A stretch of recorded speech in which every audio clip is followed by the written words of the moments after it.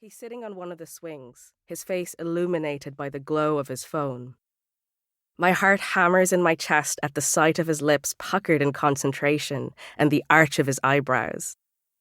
It's strange. Even 3 months into our relationship, seeing Zach sets fresh goosebumps running across my skin. Of course, he can never know about that. "Hey," I say, slipping onto the swing beside him and trying not to grin too wide. "Took you long enough," Zach says, putting his phone away and looking up at me with a lazy grin of his own. "Sorry, it's not always easy to get away from my house, you know. It's just 15 minutes to the park." 20, actually, I say, and he rolls his eyes.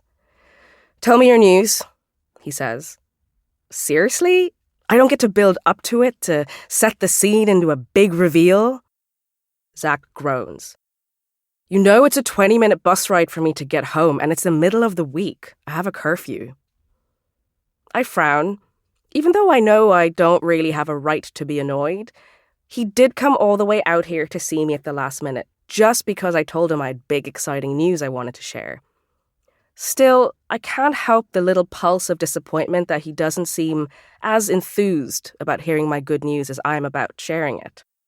But it must be because he had to get the bus all the way here, and probably had other things planned that he had to drop at the last minute, for my sake. So I shake the disappointment off and sit up with my shoulders straight. "I got an email today." "Right." "And I got into the Young Scientist exhibition." I almost yell the last words, throwing my hands in the air with excitement. Zach's lips are pressed into a thin line, and he's looking down at the ground. "We're going to be there together this year, like a science power couple." I add, "Can you imagine if our projects are side by side and we can—" "I thought your project was about something to do with floods," Zach interrupts. "Investigating rising water levels in Bangladesh and the various flood prevention mechanisms which can slow the process of creating eco-refugees." I rattle off the title that I've already committed to memory. "Right, that's more geography, isn't it?" His voice rises too high on the last few words, like he's trying really hard to emphasize the fact that he's just asking a harmless question and not questioning the reason why I got into the exhibition. I try to bite down the annoyance gathering in my stomach. Annoyance that will definitely turn into fiery rage if I don't nip it in the bud. "I thought you'd be happy. You were the first person I wanted to tell." He finally meets my gaze, and I'm not sure what to read in his blank expression. I'm making sure that you're not being set up." "Set up? Like, for failure? Only a handful of people get awarded at the Young Scientist exhibition, and I feel like your project will get lost in all the tech and actual science." "Flood prevention is science," I say through gritted teeth, because otherwise I may shoot flames from my mouth. "Meg, I'm just concerned about you." He reaches his hand forward like he's going to link our fingers together.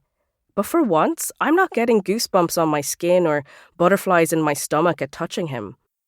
I leap off of my swing instead, inching away from him and shooting him a steady glare. "Are you worried about losing to me or something?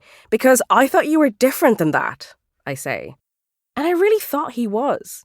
For the past 3 months, Zach has been nothing but the perfect boyfriend. It's not like any other boy would be sympathetic with all the sneaking around and secret relationship stuff. But he's from Bangladesh too.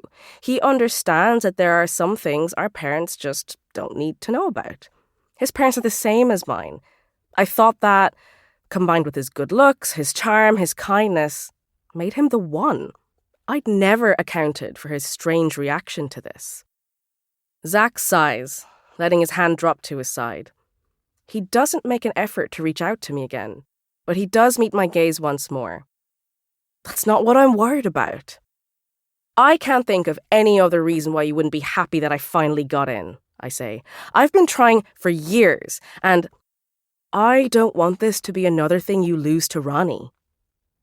Zach's words are like a gut punch, and they make me angrier than anything else he said tonight, all of which made me pretty angry. "Seriously?" "Rani gets in every year," Zach says. "I know how you are about her." I shake my head.